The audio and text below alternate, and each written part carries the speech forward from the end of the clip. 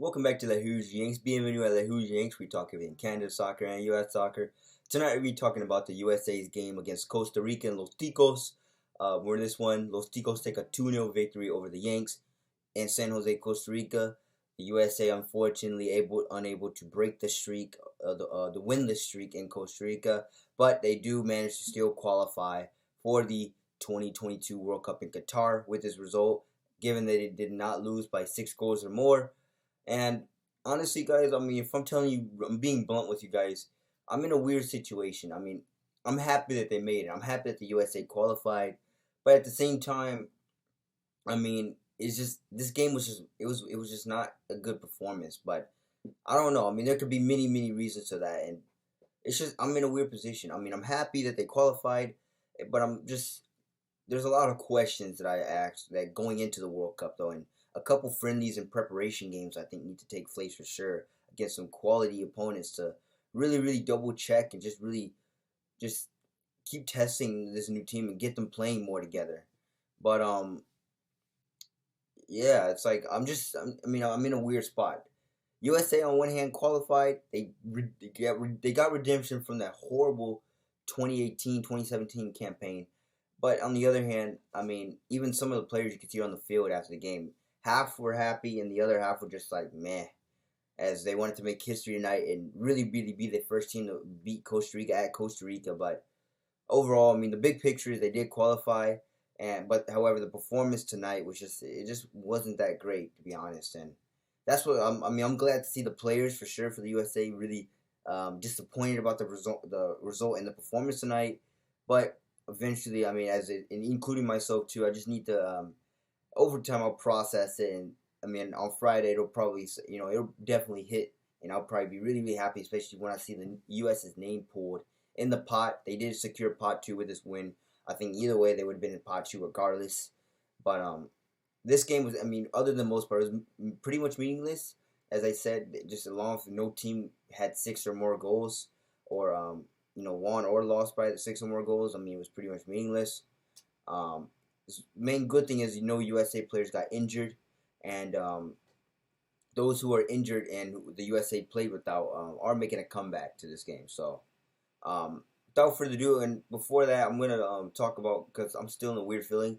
This game had to really give me a good, bad, and ugly. It's a perfect example of the good, bad, and ugly. As it's good, as I said earlier on, but there's also some questions and some concerns I need to address here.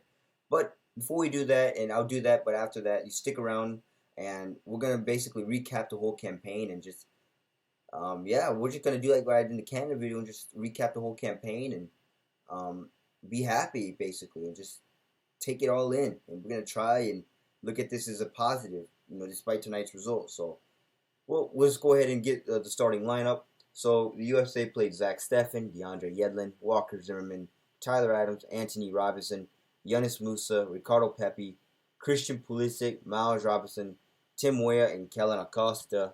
And those are your lineup. Pretty decent squad, as Greg Barger said he wanted to pick a squad tonight that would try and make history. However, unfortunately, they weren't able to do so. But we go to the goals. Jonathan Vargas in the 51st minute would have a great header for Costa Rica. In-swinging corner for Los Ticos, and Jonathan Vargas is just unmarked, and it freezes Zach Steffen, and the ball just comes soaring into the net. It's 1-0 for Los Ticos.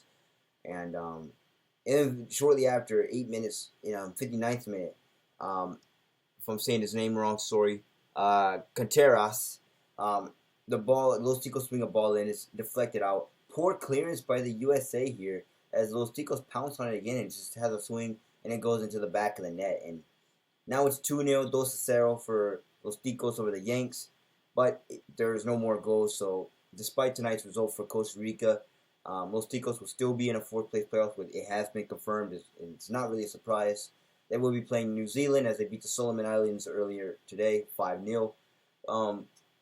But either way, all results, everything was pointing to this result, or the outcome where the USA would still finish 2nd or 3rd, and then they would still either way be guaranteed a spot in Qatar, while Costa Rica would most likely be in the playoff. And Costa Rica is mainly this game. Another one I'll explain later on, which is interesting, but I'll try and save it. But let me go over the stats. 12 shots to 15. USA did have more shots. 5 of the 12 for Costa Rica on target, while 6 to 15 for the USA. 34% to 66% possession here. So Costa Rica mainly played off the counterattack or mainly capitalized off their chances. 271 passes complete to 506. 73% pass rate to 84% pass actually. 17 fouls to 9 fouls. 2 yellow cards to none. By the way, Costa Rica was on yellow card watch, which led to one of the things I'm going to talk about in the good, bad, and ugly. No red cards here. No offsides here. And 3 corners to 12 corners for the USA, which that's another thing that made this game a little disappointing. But hey, hold those thoughts. I'm going to get to those. I think pretty much this is, as I was recording this, these are live results. But Canada, I think that game is over. It is 1-0, but it don't change a thing, as that Canada game is basically a scrimmage with Panama. Canada still kings of CONCACAF right here, as 28 points. Mexico jumps the USA with that win, and with the USA's loss, as they beat El Salvador 2-0. With 28 points, they're in second, and they finished in second. Qualified for the World Cup, so congratulations to L3. USA, as I said, booked the final Qatar spot, as they finished in third. They dropped down to third and finished in third with 25 points. Costa Rica also has 25 points, but they're in fourth due to goal differential. They will be in the playoff position. And from Panama all the way to Honduras is eliminated, as Panama finished in fifth with 21 points. Jamaica, despite winning tonight, both teams, despite winning tonight, it wouldn't change a thing for them. These remainings will be scrimmages at these points. 11 points for Jamaica. In seventh place, we have El Salvador with 10, and then dead last, Honduras finished their campaign as it currently stands winless. Wow, I'm just shocked, as for Honduras, I don't remember for Los Catratos them ever not having a campaign where they didn't win a single game in qualifying, and that just blows my mind. And so those are your things, or those are your stats and final positions around the league. And but yeah, now it's time for me to talk about the good, bad, and ugly. And as I said, I mean, this game just left me on a weird, just still feeling weird, because the U.S. qualified. By all means, they did. They qualified. They did what they need to do. But it's weird. So the USA will be going to the big dance, just like the NCAA tournament. But there's just question marks that need to be answered. And so it's just that feeling, as I can describe it to you guys. It's just the feeling as if you guys follow NCAA basketball, it's the feeling as if a team, I guess if you lose a last game in a pretty bad way, but you've already been qualified for the NCAA tournament, the big dance, and it really wouldn't have an outcome, but it's just weird, and it's just almost like anticlimactic, as I'm saying. And it's just, in this case, for the USA's case, I mean, it's just they couldn't make history, unfortunately couldn't break the streak, and it really, really hurt to a degree, actually, because I really want to see them break the streak, especially, as I said in the Mexico video. I don't know when, because CONCACAF qualifying will be revitalized and changed by 2030, and that's the next time the USA may return to Costa Rica. We don't know, as we have to see how those results pan out and how they do it over the next years. But for this cycle and for the previous cycles, they unfortunately cannot break that streak, as well as Mexico can't break that winless streak either. So yeah, I mean, I'll start with the I know you're supposed to go good, bad, and ugly, but I'll start with the bad, and then we'll end off on the good. That way, it can transition to a celebratory kind of outlook and just a praise for this team on what they did throughout this whole World Cup qualifying campaign. And so, basically, the bad, the USA were unable to break the winless streak in both Costa Rica and Mexico. But I mean, you can tell on some of their faces, as you saw, they really, really wanted to, but they just couldn't. As even then, I really want to see them do that either, but they couldn't do so. And I was hoping to beat Los Ticos at their place, but it wasn't meant to be. I mean, many people even predicted it would be a 2-0 win for Los Ticos. And I even saw that as realistic and very, very doable for Los Ticos. And, I mean, I was kind of hoping for a 1-1 draw, if anything. But it's like I don't know. It's like going into Qatar with a loss, though. Or obviously they're not going to go directly into Qatar with just this result. There's going to be a lot of competitional games and friendlies being played. But just kind of punching their ticket on a loss, it's just weird, especially in this kind of performance, which leads me to the ugly. This game was very sloppy. Um, the whole course of the games, USA had tons of chances in corners and set pieces, which definitely needs a lot of work. As Christian Pulisic would always just swing a ball in, but nobody would be home to capitalize or pounce on it. And it just, at times it was just annoying, given how the USA had all the corners, but just couldn't do anything with it. They were just not threatening. Costa Rica was like, I mean, it didn't scare them. And Costa Rica got their corner, as I said, and they scored. Um, and the USA, even then, they had a lot. If it wasn't corners, open chances. Walker Zimmerman had one where after he tried to rebound, but he skied it way over the net from nearly point blank range, and that really could. Maybe if the USA scored there, that could have really set the tone of the game. The USA maybe would have won, but I mean, I was just like, how? And go back to the chance in the first half too, where it was struck in on a volley for the USA, but give credit to Kyler Navas. He came up pretty big tonight for Los Ticos. But then, unfortunately, he went out with an injury, which is a big scare for Los Ticos going into your playoff game. But hopefully he'll recover, as it's not until June. So plenty of time between now and then to recover. But many of the passes, as I said, for the USA just couldn't link up with.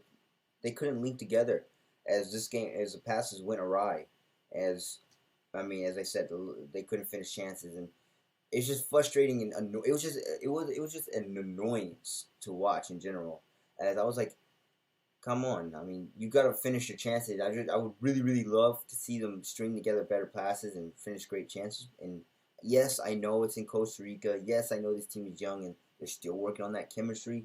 But I mean, at the same time, I was like, I didn't expect this. And I know the game also was, unless it was 6-0, it was nothing to play for. It's pretty much meaningless. But it's still just in my mind, I always want to see the U.S. play their best game. And as I said, not go into this match with that mentality of just trying to do the bare minimum, right? Just play to win. You play your game. The result will follow. And this time, they did not play their game. I mean, it did not look like the same U.S. team against Panama. I mean, sure, yes, the Panama game was at home. This one was away. And I know because Costa Rica is historically hard, as I even said in my previous video in preview of this, but really, really hurts, and it's just weird. It just leaves you on a question mark. And to add to the insult to injury for the USA, Costa Rica, and once again, phenomenal performance by these Los Ticos players, as many of these Los Ticos players were young, very, very young. It looks like they're about to usher in a new generation, and given how they performed tonight, this new generation of Los Ticos players, this future is bright for you. So if I'm for Costa Rica, you guys should be happy. I know a 2-0 win, but it doesn't do anything for World Cup guarantee, although you can still, for sure, hopefully you beat New Zealand, although we'll see what happens in June. But, I mean, by all means, your future is bright. I mean, these players, given how they played tonight, unless they just had that phenomenal game and it was one of those one-hit wonder games where the USA just played down to their level, which unfortunately they kind of did, and they just couldn't get anything, then Los Ticos, you should be happy. I mean, this next generation is just huge. But unfortunately, it doesn't guarantee you a spot right away. But yeah, I mean, the insult to injury for the USA, they lost to a young, a lot of young talent. But then again, it was also because of yellow card watches and warnings to Costa Rica, because someone would have picked up a yellow card here, and it's so dumb, honestly. It would carry over into the playoff match, which at that point for Costa Rica, everything should be wiped. And for anybody who plays in the playoff game, I mean, you should go in there with a clean slate, right? Only thing that would get you suspended is a red card, maybe. But that game should just be an entirely like I know, because we have the final stage, right? This is like stage 3 of CONCACAF. But the playoff game is technically stage 4, and the final thing of qualifying. And therefore, yellow cards and stuff should reset. But I don't make the rules, but I don't agree with it. But yeah, that's just my thoughts on that. And on the good, obviously, fantastic. This group of players for the USA have qualified for the World Cup. And I mean, despite the questions, despite my concerns going into terms of chemistry and stuff, in terms of just performance, which I think they'll clean up, hopefully, fingers and toes crossed, given how they have performed. A couple games coming up, they can work on that. This is a perfect example of it's just how they get. I mean, it's just good. But as I said, nonetheless, we've got to just look at the overall picture, as even the announcers were saying. Big result: the USA is back in the World Cup for the first time since 2018, and yeah, for a country of 330 million people, hopefully we'll get behind the sport and we'll cheer them on in November. Unfortunately, it's not in the summer; it is in November. But when the time comes, hopefully the country will get behind them. But yeah, and as I said, it'll hit me for sure when I'm looking at the draw live. By the way, I don't know if you guys mentioned in the comment section if you want to see me do like I'll definitely be doing a reaction video to that for both Canada and the USA on their draws, as well as even shortly after there will be a Nations League draw for CONCACAF. So 2 draw videos coming up for those for both Canada and USA, and I'll mention again the Canada video. But I was also thinking about if I should go live for that, but I don't think I'll have enough people, so it probably wouldn't matter. And it would just be my reaction anyway. So you guys probably would just be hearing it. You probably wouldn't be able to see it, as I don't want to get copyrighted. So if nonetheless, I'll just go ahead and react to it, and I'll just make a video about it. But that's Friday. I still need to figure out the time, but for sure that's Friday, where we will actually now confirm that the USA's name will be in pot 2. And this is going to be exciting, as we'll get to watch the draw live. And everybody will be looking to see whose teams we have to get. Historically, the USA has gotten the group of death, but hopefully it's not this time. But we can only find out. But in terms of yeah, the whole recapping the whole run, overall, I say it's a success. Obviously, I mean, a few games in there that obviously if you wanted to be like Canada and qualify in the last or previous games, maybe. But I'm pretty sure they're qualified. They're just happy the USA is going to the big dance, despite kind of falling a little, on your face crossing the finish line.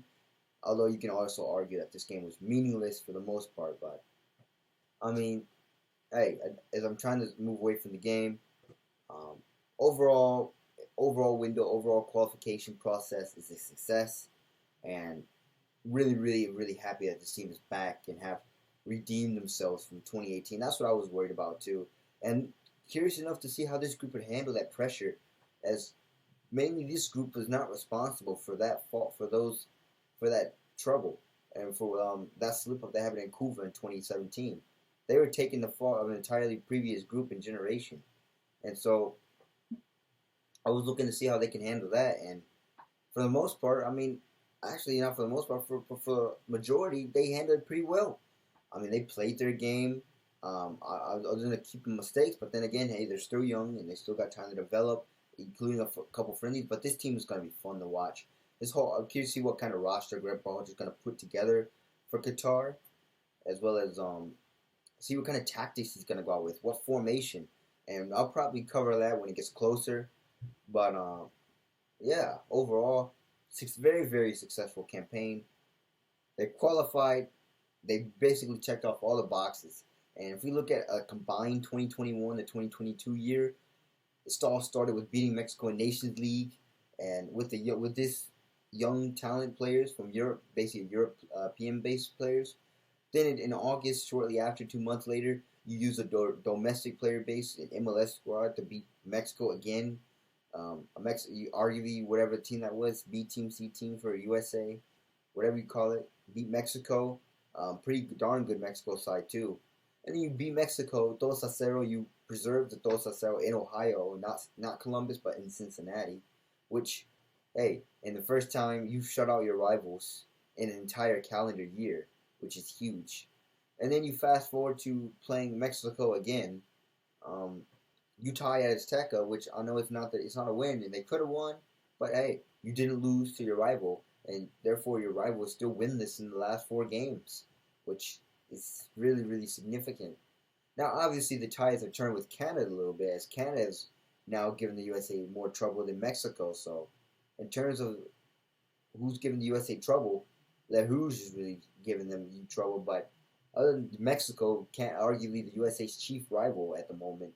I mean, you did what you had to do, and Costa Rica, I know you couldn't get the result here, but nonetheless, you pretty much do what you got to do. You won at home, and for the most part, you stole points on the road, right? I think the only 2 losses they had on the road, only 3, were Canada, which It's a tough opponent. Panama at their place, which is always tough to win there, and Costa Rica at their place, which is tough to win. For the most part, I mean, they've either draw or won on the road, other than those 3 games. And yeah, I mean, this is fantastic. As I mean, this group of players, they're only gonna continue to grow. And keep in mind also, which is why I'll probably be taking this more lightly. This was also this group's first time. These players' first time ever competing in a World Cup qualifier, having to travel to different venues, having to go from hot to cold or different climate zones in the span of a week and 3 games. I mean, I should also take note of that as they've never had experience doing that, playing at altitude, going into very, very hostile environments where the USA has historically done bad and have been houses of horrors, and finding out ways to get results despite carrying a target on their back from 2018. That's an accomplishment within itself, and nonetheless should never go unrecognized. So kudos to this group once again, and I know the locker room is probably going to be a mixed tonight, as I said, as this was not the result they wanted. But overall, if we look at the big picture, Costa Rica still has to go to a playoff game, and the Yanks are going to the big dance. I mean, second or third place, whatever they finish CONCACAF, they still going. And now it's safe to say, and we can finally say it, no more speculating. The Yanks are heading to Qatar. And on Friday, don't worry, maybe in my video I'll be more delighted and more overjoyed, as it will finally hit me once I see the name USA's get pulled from the pot. But yeah, tonight I just gotta it'll blow over. It'll blow over, but it's just that weird feeling it just gotta last. But as I said, I'll get over this, and soon we'll start looking ahead at friendlies. And rumor has it that Argentina is gonna play a friendly in a couple months from now against Mexico and the U.S. So hey, there you go, quality opponent number one. And you're gonna need many more quality opponents and friendlies to arrange. CONCACAF, hopefully, we'll see what nation these can provide. Canada will be a challenge.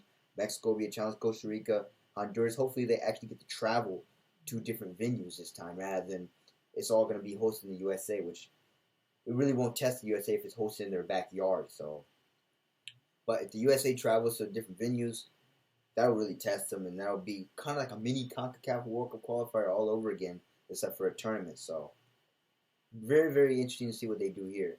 And but for this video, that pretty much does it. USA does what they got to do for the most part. They didn't lose by 6 goals or more, and they're going to Qatar. And I'll see you Friday for the draw, as I'll be seeing what the USA's group is. Fingers and toes crossed they don't get the group of death, but given how I've seen a lot of people run simulations, Ghana has always ended up in US's group, and Ghana has always been that team that has had the US's number in the World Cup. So we'll see if the USA crosses paths with Ghana again. But yeah, I don't know. We'll have to find out on Friday when the draw goes down, and we'll see my reaction to it. So, but for this video, if you like it, make sure you like, share, subscribe. Tell your friends about it. Before you go, hit the bell notification that way you know when a video is posted or uploaded. Tell your friends. I'll see you Friday as the USA is going to the World Cup, and be sure to watch the USA's name get picked in the World Cup draw Friday at a time that will soon be determined.